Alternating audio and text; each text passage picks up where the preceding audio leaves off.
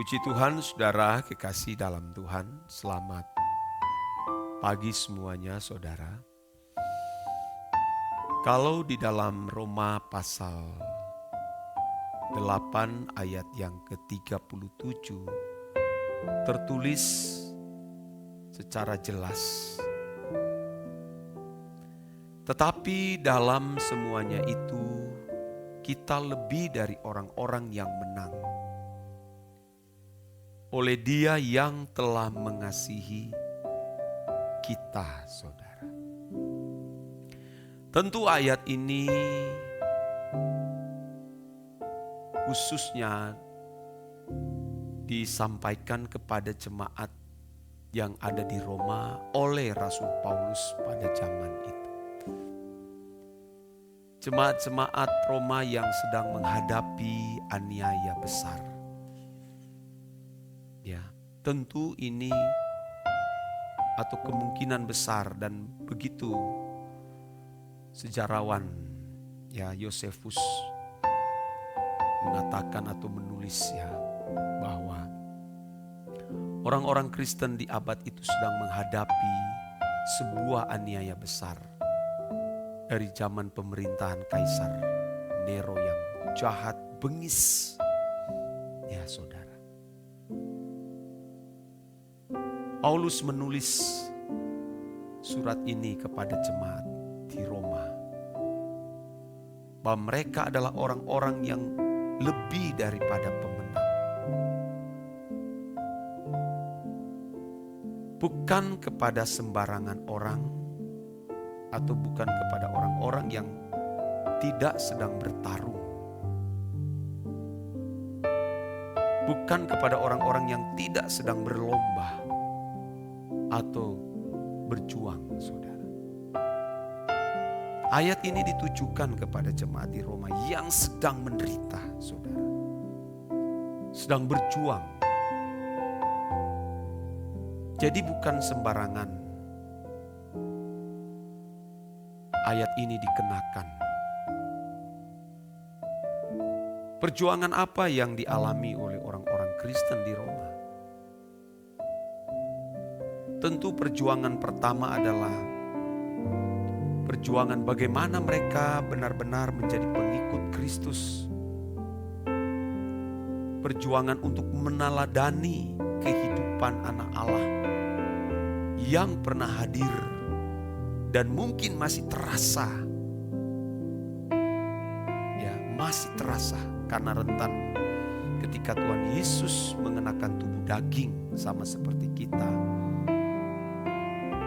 Menderita memikul salib, mati dikuburkan dan telah terangkat ke surga. Itu masih dapat dirasakan suasana dan atmosfer di mana Yesus pernah hadir saat itu. Dan orang-orang Kristen di Roma benar-benar memperagakan kehidupan itu. Memperagakan, mencontoh, meneladani kehidupan Tuhan Yesus. Ya, saudara. Itu perjuangan pertama. Perjuangan kedua tentu bagaimana mereka di tengah-tengah aniaya, di tengah-tengah penderitaan, mereka tetap memilih untuk hidup suci, hidup kudus, hidup tidak bercacat, tidak bercela. Ngeri, saudara. Ayat ini muatannya berat sekali. Bagaimana mungkin orang-orang Kristen sedang teraniaya, tertindas, terbuang dari kerajaan Roma, tidak dipandang, ya, tidak dihargai. Orang-orang yang di persona non gratakan, dikucilkan. Lalu Paulus mengatakan kamu lebih daripada pemenang. Ternyata yang dimaksud oleh Rasul Paulus bukan pemenang bisa luput dari kenyamanan, dari ketidaknyamanan menjadi nyaman. Dari yang tertolak menjadi tidak tertolak. Dari yang sedang menghadapi aniaya, tidak lagi menghadapi aniaya. Dari yang tidak punya rumah, bisa punya rumah. Dari yang tidak punya mahkota, dapat mengenakan mahkota. Paulus tidak sedang berbicara tentang perkara-perkara dunia itu. Nah, banyak orang menafsirkan ayat ini dengan sembarangan.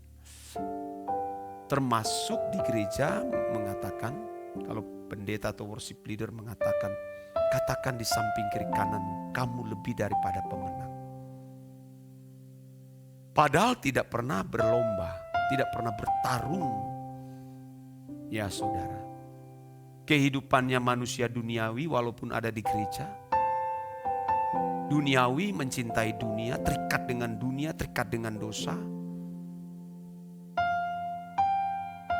Tapi dengan mudah ayat ini dikenakan.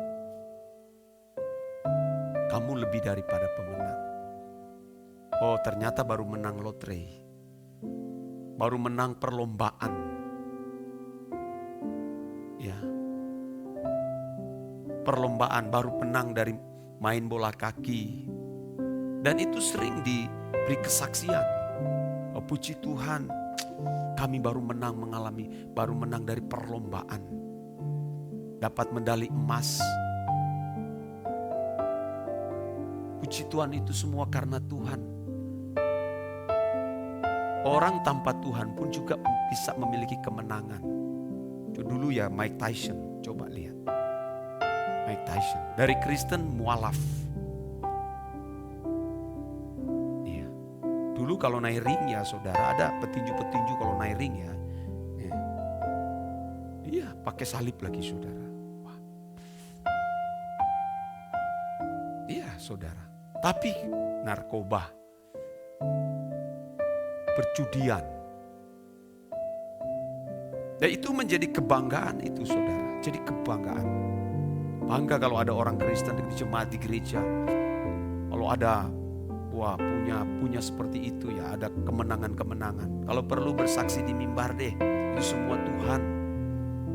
Padahal orang di luar Tuhan juga bisa mengalami kemenangan, punya seperti yang saya analogikan ini, saudara. Pemenang di sini artinya kita mampu bisa meluputkan dari dosa. Kita bisa menaklukkan dosa.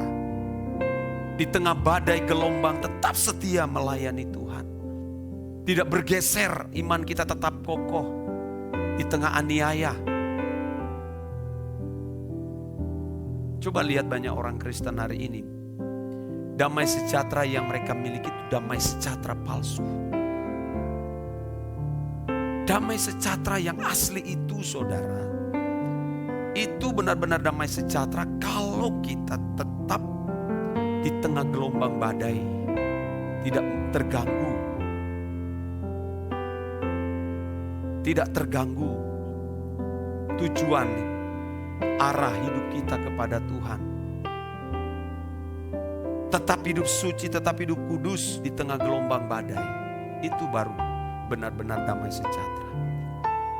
Tidak surut iman kita kepada Tuhan. Kesetiaannya tidak berubah. Tuhan Yesus mengatakan damai sejahtera yang kutinggalkan kepadamu, beda yang dengan dunia berikan. Iya.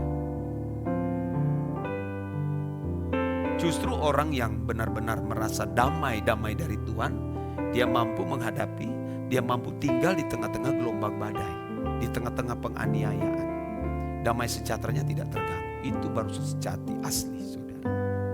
Nah, banyak orang kan damai sejahtera karena memiliki ini, aman dari penganiayaan, tidak ada masalah, tidak ada pergumulan. Wah. Kita harus memperhatikan kekristenan kita ini, saudara. Ya, saudara-saudara kasih dalam Tuhan. Harus serius memperkarakan.